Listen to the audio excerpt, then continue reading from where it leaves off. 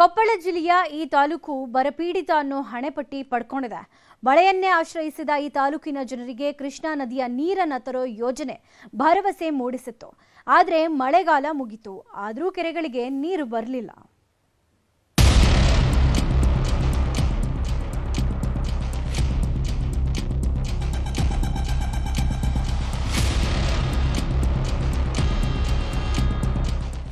ಯೋಜನೆ ಆರಂಭ ಆಗುವಾಗಲೇ ಒಂದು ಕಾಲಮಿತಿ ನಿಗದಿ ಮಾಡಲಾಗಿರುತ್ತದೆ. ಆ ಕಾಲಮಿತಿಯಲ್ಲಿ ಮುಗಿಸುವ ಉದ್ದೇಶದಿಂದಲೇ ನಿರಂತರ ಕೆಲಸ ಮಾಡಲಾಗುತ್ತದೆ.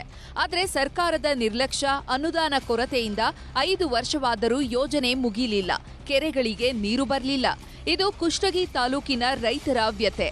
2020ರಲ್ಲಿ ರಾಜ್ಯ ಸರ್ಕಾರವು ಸಣ್ಣ ನೀರಾವರಿ ಇಲಾಖೆ ಮೂಲಕ ಬರಪೀಡಿತ ತಾಲೂಕಿನ ಕೆರೆಗಳಿಗೆ ನೀರು ಹರಿಸುವ ಯೋಜನೆಯನ್ನ ಆರಂಭಿಸಿತ್ತು. ಹನುಮಸಾಗರ, ಹೊಸಳ್ಳಿ ಸೇರಿ 15 ಕೆರೆಗಳಿಗೆ ನೀರು ತುಂಬಿಸುವ ಯೋಜನೆ ಇನ್ನೂ ಕುಂಟುತ್ತಲೇ ಸಾಗಿದೆ. ಬಸವಸಾಗರ ಜಲಾಶಯದಿಂದ ಕೆರೆಗಳಿಗೆ ನೀರು ತುಂಬಿಸುವ ಯೋಜನೆಗೆ 2020ರಲ್ಲಿ ಚಾಲನೆ ಕೊಡಲಾಗಿತ್ತು. 492 ಕೋಟಿ ಹಣವೂ ಮಂಜೂರಾಗಿತ್ತು. ಇಲ್ಲಿವರೆಗೂ ಕಾಮಗಾರಿ ಅರ್ಧಂಬರ್ಧ ಆಗಿದೆ. ಆದರೆ ಯೋಜನೆ ಪೂರ್ಣಗೊಳ್ಳದೆ ರೈತರು ನಿರಾಸೆಗೊಂಡಿದ್ದಾರೆ. ಈಗ ಮಳೆಗಾಲ ಮುಗಿದು ಬೇಸಿಗೆ ಆರಂಭ ಆಗ್ತಿದೆ. ಮುಂದಿನ ಮುಂಗಾರು ಸಮಯಕ್ಕಾದರೂ ಕಾಮಗಾರಿ ಮುಗಿಸಿ ಅಂತಿದ್ದಾರೆ ರೈತರು. 2024 ಸಂಪೂರ್ಣವಾಗಿ ಕಳೆದೋಯ್ತು, ಆದರೂ ಕಾಮಗಾರಿ ಆಗಲಿಲ್ಲ. ಈಗ 2025 ಮುಗಿದಿದೆ, ಇಲ್ಲಿಯೂ ಕೂಡ ಕಾಮಗಾರಿ ಇಲ್ಲ. ಮೊದಲು ರಾಷ್ಟ್ರೀಯ ಹೆದ್ದಾರಿ ಹುನಗುಂದ ಹತ್ರ ರಾಷ್ಟ್ರೀಯ ಹೆದ್ದಾರಿ ಪ್ರಾಧಿಕಾರದವರು ಅಲ್ಲಿ ಅಬ್ಜೆಕ್ಷನ್ ಮಾಡ್ತಾ ಇದ್ದಾರೆ ಅಂತಕ್ಕಂಥದ್ದು ನೆಪ ಹೇಳಿದರು.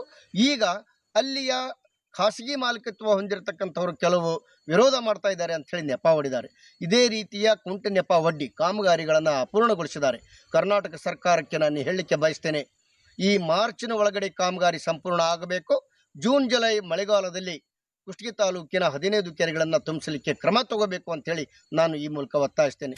ಸನ್ಮಾನ್ಯ ಸಭಾಧ್ಯಕ್ಷರೇ, ಈ ವಿಚಾರವಾಗಿ ವಿಧಾನಸಭೆಯಲ್ಲೂ ಕುಷ್ಟಗಿ ಶಾಸಕ ದೊಡ್ಡನಗೌಡ ಪಾಟೀಲ ಸರ್ಕಾರದ ಗಮನ ಸೆಳೆಯಲು ಚರ್ಚೆ ಮಾಡಿದ್ರು.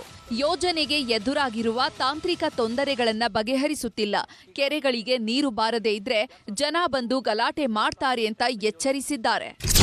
ಈಗಾಗಲೇ 2019-20ರಲ್ಲಿ ಪ್ರಾರಂಭವಾಗಿರ್ತಕ್ಕಂಥ ಯೋಜನೆ 2023ಕ್ಕೆ ಮುಗಿಬೇಕಾಗಿತ್ತು. 2 ವರ್ಷ ಆಯ್ತು, ಇನ್ನೂ ಕೂಡ ಮುಗಿದಿಲ್ಲ. ಮಾನ್ಯ ಸಚಿವರು ಕೂಡ ಬಂದು ನಾನು ವಿಸಿಟ್ ಮಾಡಿಕೊಡೋ ವಿಧಾನ ಅವ್ರು ಮನವಿ ಮಾಡ್ಕೊಂಡಿದ್ದೆ, ಬಂದು ವಿಸಿಟ್ ಮಾಡಿ ಹೋದ್ರು.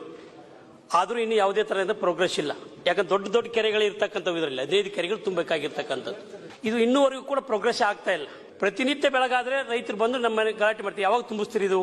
ಯಾಕಂದ್ರೆ ಈಗಾಗಲೇ 2 ವರ್ಷ ಆಗಬೇಕಾಗಿತ್ತು ಅಂತಕ್ಕಂಥ ಪ್ರಶ್ನೆ ಕೇಳ್ತಿದ್ದಾರೆ.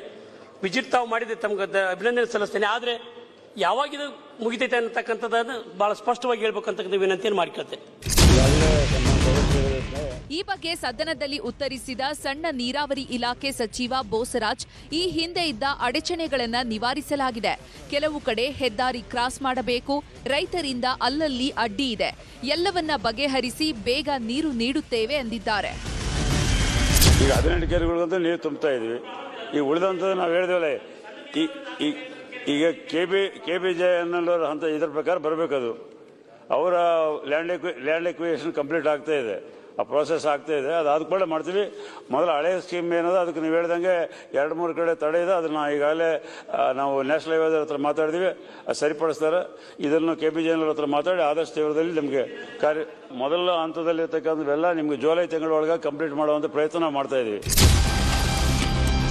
ಸಣ್ಣ ನೀರಾವರಿ ಸಚಿವ NS ಬೋಸರಾಜು, ಜಿಲ್ಲೆಯಿಂದ ಪಕ್ಕದ ಜಿಲ್ಲೆಗೆ ಹರಿಯಬೇಕಿದ್ದ ನೀರು ಇನ್ನೂ ಬಂದಿಲ್ಲ. ಬರಪೀಡಿತ ತಾಲೂಕಿಗೆ ಬರವಾಗಬೇಕಿದ್ದ ಕೆರೆ ತುಂಬಿಸುವ ಯೋಜನೆ ವಿಫಲವಾಗಿದೆ. ಜನ ಗಂಗೆಗಾಗಿ ಕಾದು ಕುಳಿತಿದ್ದು ಸರ್ಕಾರ ಇತ್ತ ಗಮನಹರಿಸಬೇಕಿದೆ. ಶರಣಪ್ಪ ಬಾಚಲಾಪುರ, ನ್ಯೂಸ್ 18 ಕೊಪ್ಪಳ.